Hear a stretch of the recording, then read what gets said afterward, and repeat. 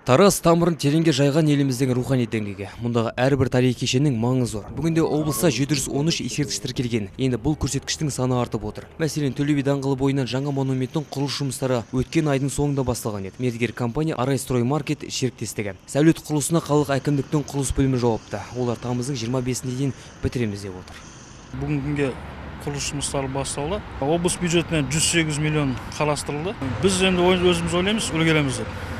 Қазіргі таңда ешқандай кедергі жоқ. Монументтің авторы сәулетші Аманат Назарқұл. Арканың биіктігі 14 метрді құрайды. Ортасында мәңгілік елдің белгісі бейнеленген. Ал мәдени орынның ауласы ою-өрнекпен безендірілетін болады. Айта кетейік, бұл монумент биыл салынатын мәдени ескерткіштердің алғашқысы. Ал былтыр қазақ хандығының 550 жылдығына орай Керей мен Жәнібек, Балан Шолақ, Саңырақ Батыр және Ыбырай Сүлейменов ескерткіштері бой көтерген болатын. Қазіргі кезде Тараз бойынша 88 ескерткіш бар. Олардың 10-ы республикалық дәрежеде, 67-сі жергілікті дәрежеде. Қалғандары жергілікті дәрежеге енгізу үшін алдын ала есепке алынып отыр.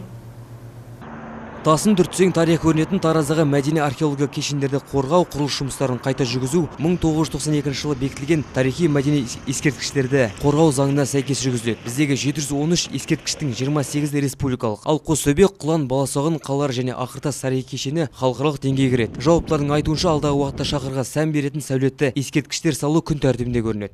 Нұрлан Асқар, Ермек Кеншінбек, 7/7 News.